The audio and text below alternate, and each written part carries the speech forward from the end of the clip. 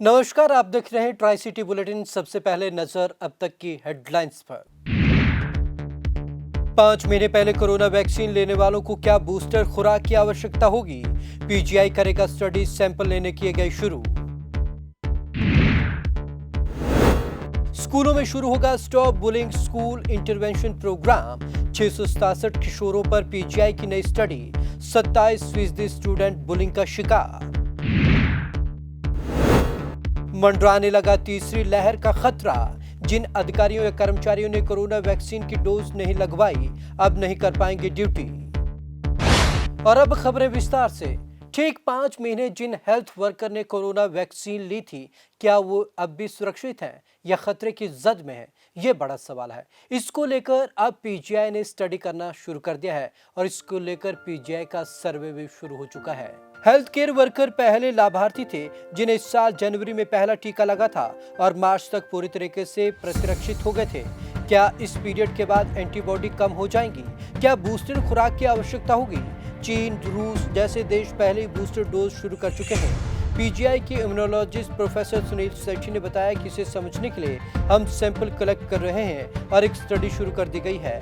Antibody के production के बारे में उन्होंने कहा कि कभी कभी एंटीबॉडी का स्तर कम हो जाता है क्योंकि एंटीबॉडी बनाने वाली कोशिकाओं का विस्तार और संकुचन होता है। संकुचन के इस चरण के दौरान एंटीबॉडी बनाने वाले सेल मर जाते हैं और कुछ तो मेमोरी टी और बी सेल्स के रूप में छोड़ दिया जाता है। ये सेल लंबे समय तक चलने वाले होते हैं और संक्रमण से बचाते हैं। किशोर अवस्था में और अक्सर स्कूलों में बच्चों के साथ बुलिंग होना आम बात है, लेकिन अगर बुलिंग को सही तरीके से देखा जाए तो ये काफी गंभीर है।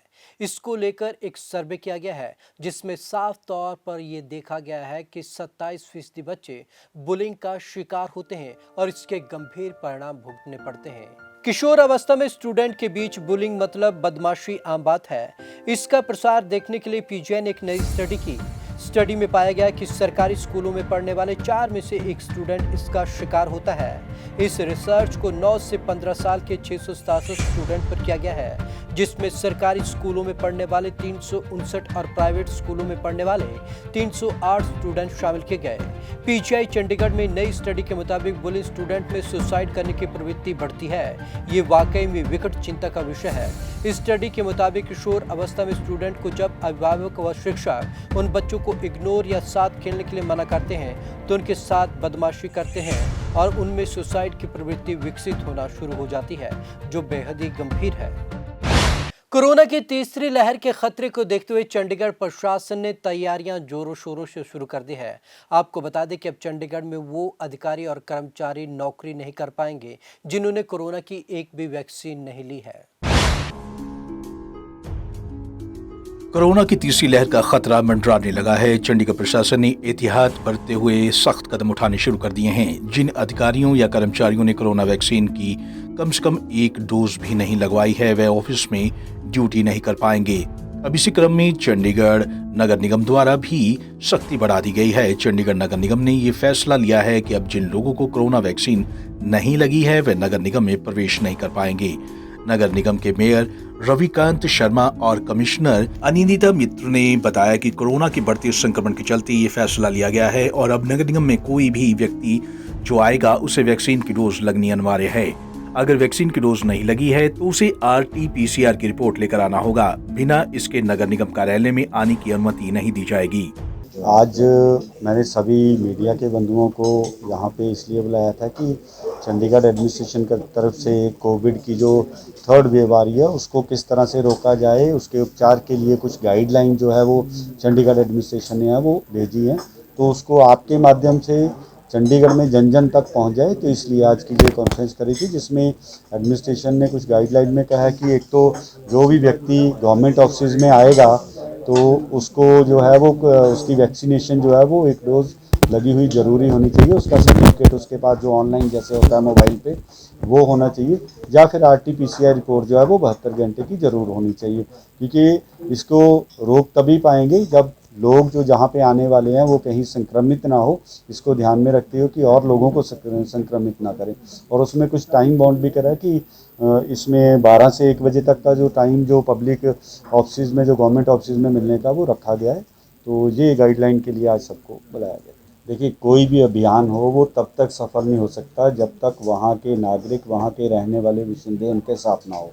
ये लोगों को अवेयर होना पड़ेगा कि अगर कोई गाइडलाइन एडमिनिस्ट्रेशन ने इशू करी है या कॉरपोरेशन ने इशू करी है या एमएचए ने इशू करी है तो उनकी भलाई के लिए, ना कि उनके अपने पर्सनल कुछ।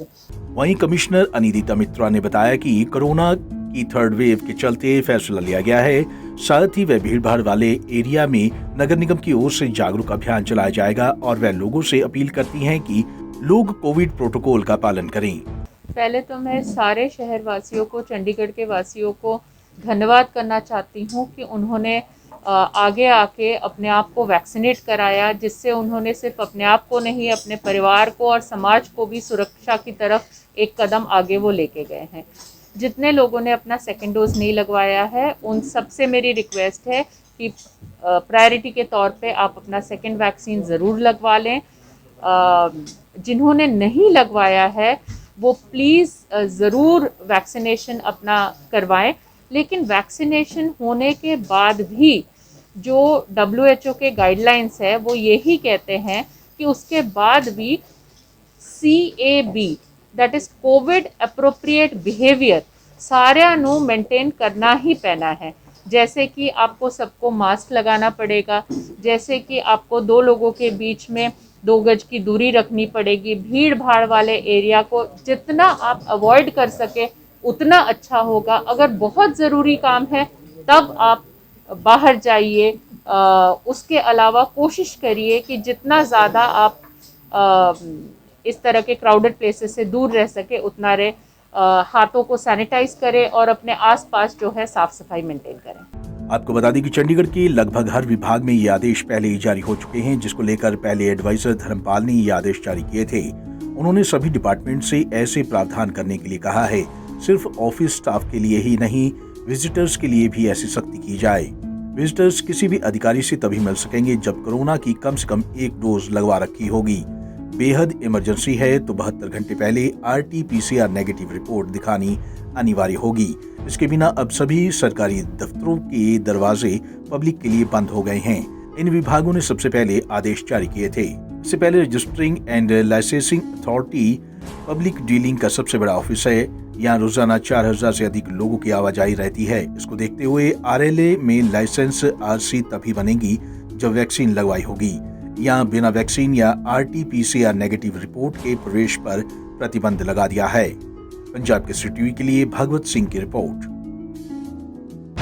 सेक्टर 16 अस्पताल में NHM कर्मचारियों का धरना प्रदर्शन आज तीसरे दिन भी जारी रहा। आपको बता दें कि यहां पर NHM कर्मचारी लंबे समय से अपनी मांगों पर धरना प्रदर्शन कर रहे हैं। इन कर्मचारियों की मुख्य मांग है समान काम समान वेतन, लेकिन प्रशासन इस ओर कोई ध्यान नहीं दे रहा।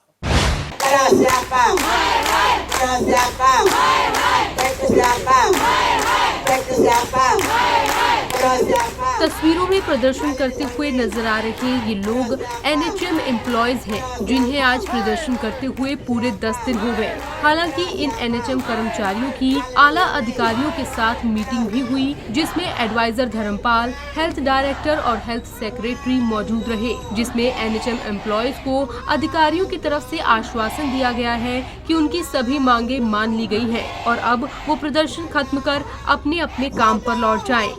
लेकिन NHM कर्मचारियों ने आश्वासन मिलने के बावजूद भी अपना धरना प्रदर्शन खत्म नहीं किया है। NHM एम्प्लॉयज का कहना है कि जब तक उन्हें प्रशासन के अधिकारियों की तरफ से लिखित में कोई आश्वासन नहीं दिया जाता है, तब तक वो अपने प्रदर्शन को खत्म नहीं करेंगे और यहाँ से नहीं उठेंगे।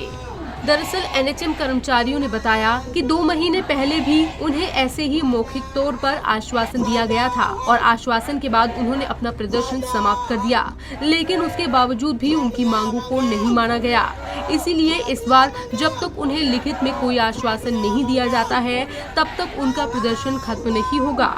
इसी के साथ ही प्रदर्शन कर रहे NHM कर्मचारी ने बताया कि पहले वो अपनी मांगों को लेकर UT सेक्रेटेरिएट का घेराव करने जा रहे थे, लेकिन अब वो सेक्टर 16 के अस्पताल में ही प्रदर्शन करेंगे। हाँ सर, पहले तो मैं धन्यवाद करना चाहूँगा एडवाइजर सर का, इन्होंने हमें जो है मीटिंग का एक टाइम दिया है। पिछले लास्ट 10 दिनों से हम यहाँ पे बैठे हुए थे आप देख ही रहे थे कि हमारा जो काम कितना सफ़र हो रहा है स्वास्थ्य विभाग का, फिर भी मजबूरी बस हम यहाँ पे बैठे हुए हैं। तो एडवाइज़र साहब ने हमें जो है एश्योरेंस दी है कि आपका काम हो जाएगा, लेकिन जो अभी फाइनेंस की जो फाइल चलती है उसमें थोड़ा वक्त लगता है, तो उसके हिसाब से सर ने हमें मतलब कि एश्योरेंस करके भेज दिया था। बट जब हमने फैसला लिया, यहाँ पे यूनियन बॉडी ने सब मिलकर एक फ़ैसला लिया है, क्योंकि ये पिछले जो 2013 से हमने फर्स्ट प्रोटेक्ट किया था, उसके बाद 16 में किया था, उसके बाद 18 में किया था, और ये चौथी बार कर रहे हैं हम। तो हमें हमेशा यही वर्बली जो है इंश्योरेंस मिलता है, कभी भी किसी भी DHS ने, किसी भी अफसर ने हमें जो है लिखित में नहीं दिया। इस करके सारे साथी डरे हुए हैं कि कहीं हमारे साथ फिर धोखा ना हो जाए। बस इसी की मजबूरी के कारण जो है हमने ये जो हड़ताल है ये जो है कंटिन्यू रखी है, और जब तक हमारी जो है लिखित उनमें कोई आश्वासन नहीं आ जाता तब तक जो ये हड़ताल नहीं उठेगी। और इसके लिए जो है हम सभी साथी शांतिप्रिय ढंग से यहाँ पे बैठे रहेंगे, और हम उम्मीद करते हैं कि प्रशासन जल्दी से जल्दी हमारी जो ये सुनवाई है, अगर आज शाम को ही दे दे हमें लेटर, तो हम उसी समय, जिस समय लेटर आएगा इंश्योरेंस हमारे हाथ पे, उसी समय हम जो है उठ जाएंगे। ये हम आग्रह करते हैं, और हम जो है सभी को बताना चाहते हैं कि जो हमारे साथ पिछले 10 सालों से 15 सालों से जो हमारे साथ आर्थिक शोषण किया जा रहा है, उसको हम प्रशासन शासन से मांग करेंगे कि कृपया इस चीज़ को जल्दी से जल्दी सुलझाने की कृपा करें, ताकि सबका काम सुचारू रूप से चल सके और हम अपने जो लोग हैं उनकी सेवा कर सकें। जो आजकल जो स्वास्थ्य विभाग की जो सेवाएं बाधित हो रही है, उसमें हम जो है बढ़ चढ़ कर हिस्सा लें। एडवाइज़र सर ने हमारी मीटिंग बुलाई थी, हम सर से मिलने गए थे। वहाँ पर स्पेशल सेक्रेटरी मौजूद थे और हमारे डायरेक्टर मैडम भी मौजूद थे। वहाँ पर सर ने हमें वर्बल एश्योरेंस दी है कि आपका काम जल्द से जल्द किया जाएगा, लेकिन ये वर्बल एश्योरेंस हमें पहले भी मिलती रही है, और पिछले 2 महीने से हम इसीलिए अपनी हड़ताल को होल्ड पे डाले हुए थे। लेकिन अब हम जो उठेंगे, जब हड़ताल तब उठाई जाएगी जब हमारी मांगें पूरी मान ली जाएंगी और हमें रिटर्न में कुछ मिल जाएगा। अब जो आज के बाद जो हड़ताल हो, क्योंकि हमें प्रशासन की तरफ से पॉजिटिव रिस्पांस मिला है, उन्होंने कहा है आपका काम जल्द से जल्द किया जाएगा, तो अब हमारी जो हड़ताल होगी यहीं पे बैठ के एडमिनिस्ट्रेशन ब्लॉक के सामने ही शांतिपूर्वक तरीके से की जाएगी। पिछले 10 दिनों से NHM कर्मचारी लगातार प्रदर्शन कर रहे हैं और अपनी मांगों को लेकर लिखित आश्वासन की मांग कर रहे हैं। हालांकि आला अधिकारियों की तरफ से उन्हें मौखिक तौर पर आश्वासन दे दिया गया है। अब देखने वाली बात होगी कि NHM कर्मचारियों को लिखित में आश्वासन मिलता है या नहीं, और अगर मिलता है तो उनकी मांगों को कब तक पूरा किया जाएगा। पंजाब केसरी टीवी के लिए चंडीगढ़ से कुलदीप कुमार की रिपोर्ट। कोरोना की तीसरी लहर का खतरा लगातार मंडरा रहा है और ये बेहद जरूरी है कि कोरोना के प्रति लोग जागरूक हों और वैक्सीनेशन अपना पूरा करवाएं। इसी को लेकर हमारे संवाददाता ने बातचीत की 16 अस्पताल के मेडिकल सुपरिटेंडेंट से।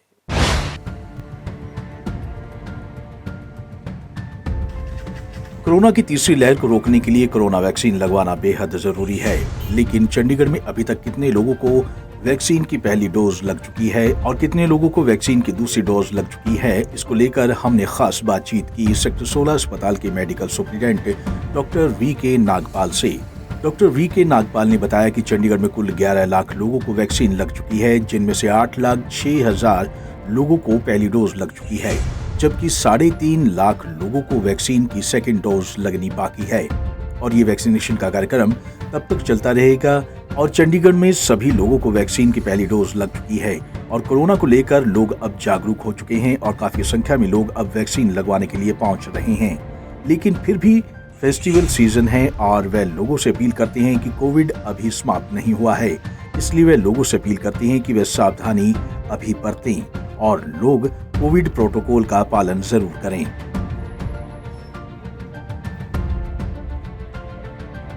डेट में करीब 11 लाख लोगों को टीकाकरण हो चुका है यहाँ पर, जिसमें जो फर्स्ट डोज है वो करीब 8,06,000 लोगों को पहली डोज लग चुकी है और करीब 3.5 लाख लोगों को दूसरी डोज लगा दी जा चुकी है। कब तक ये वैक्सीन का प्रोग्राम चलेगा? देखिए, जब तक लोगों का 100% यहाँ पर वैक्सीनेशन कार्यक्रम पूरा नहीं हो जाता तब तक लोगों को टीकाकरण का कार्यक्रम यहाँ पर चलता रहेगा। और आपके माध्यम से मैं बताना चाहूँगा कि जो फर्स्ट डोज जो है हमारी यहाँ पर चंडीगढ़ के अंदर ऑलमोस्ट सभी लोगों को, मुख्यतः सभी लोगों को पहली डोज ऐसे टीकाकरण का कार्यक्रम पूरा हो चुका है। सेकंड डोज में है, उसका जैसे जैसे समय आता जा रहा है लोग अपना टीका लगवा रहे हैं यहाँ पर और लोगों में टीकाकरण के प्रति बहुत ही उत्साह है और लोग यहाँ पर लंबी लंबी देखिए, यहाँ भी देख सकते हैं, यहाँ पर लाइनें लगी हुई हैं, लोग टीका लगवाना चाह रहे हैं। चूँकि प्रशासनिक रूप से यहाँ पर मेडिकल के हिसाब से हमारी तैयारियाँ पूरी हैं थर्ड वेव से निपटने के लिए, लेकिन जब तक हमें जनता का यहाँ पर पूरा सहयोग नहीं मिलेगा, हम यहाँ पर थर्ड वेव से लड़ने में बिल्कुल भी सक्षम नहीं हो पाएंगे। तो आपके माध्यम से ये बात मैं कहना चाहूँगा कि अभी कोविड का जो है कीड़ा जो है, अभी तक कोविड ख़त्म नहीं हुआ है। कोविड दबा अवश्य है और कभी भी ये अपना विकराल रूप धारण कर सकता है। ये इसके लिए लोग जब तक सावधानी का प्रयोग नहीं करेंगे, इसका कोविड का खतरा इसका बरकरार रहेगा। और फेस्टिवल सीजन में ख़ास तौर पर वैसे भी सोशल डिस्टेंसिंग की पालना करना और मास्क का इस्तेमाल करना अत्यंत अनिवार्य है थर्ड वेव से बचने के लिए। गौरतलब है कि कोरोना को रोकने के लिए लोगों को लगातार वैक्सीन लगाई जा रही है ताकि तीसरी लहर को आने से रोका जा सके। पंजाब केसरी टीवी के लिए भागवत सिंह की रिपोर्ट। राजकीय आयुर्वेद औषधालय में आयुष आपके द्वार प्रोग्राम का आयोजन किया गया। पंचकूला में इस दौरान कई लोग जुटे। ये खास रिपोर्ट देखिए। शुगर लेवल को कंट्रोल करता है, बल्कि साथ साथ हम ये भी कहते हैं कि इसकी गुठलियां जो है ना उसको भी सुखा के पाउडर बना लें। पंचकूला में आजादी का अमृत महोत्सव के चलते हरियाणा राज्य औषधीय पादप बोर्ड, वन विभाग और आयुष विभाग के सहयोग से राजकीय आयुर्वेदिक औषधालय कम पंचकुर्मा केंद्र सेक्टर 9 में आयुष आपके द्वार महोत्सव का आयोजन किया गया।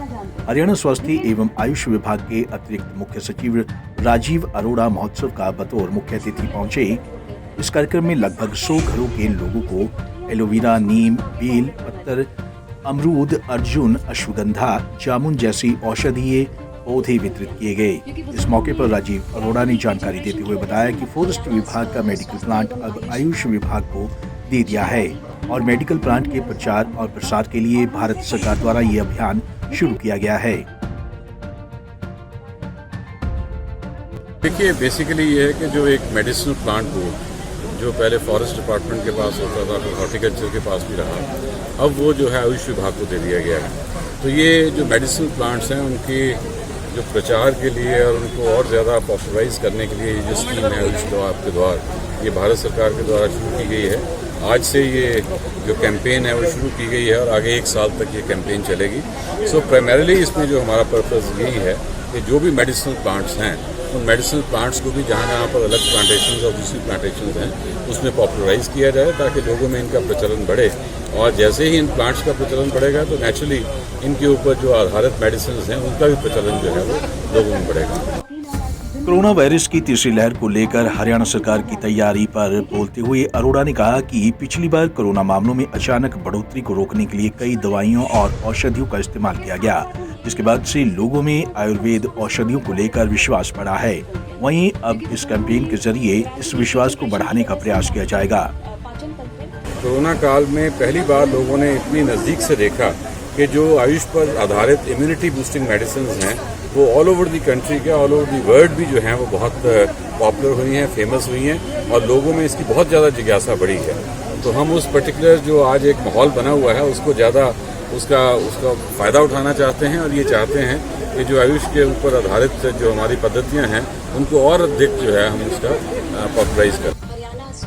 आयुष आपके द्वार कैंपेन 1 साल तक चलेगा और इस कैंपेन को हरियाणा के हर शहर और गांव में चलाया जाएगा ताकि लोगों में आयुर्वेदिक औषधियों को लेकर विश्वास बढ़ सके और ज्यादा से ज्यादा लोग औषधियों का इस्तेमाल कर सकें। पंजाब केसरी टीवी के लिए पंचकूला से ब्यूरो रिपोर्ट। तो ट्राई सिटी बुलेटिन में अब तक के लिए बस इतना ही। विवेक शर्मा को दीजिए इजाजत। नमस्कार।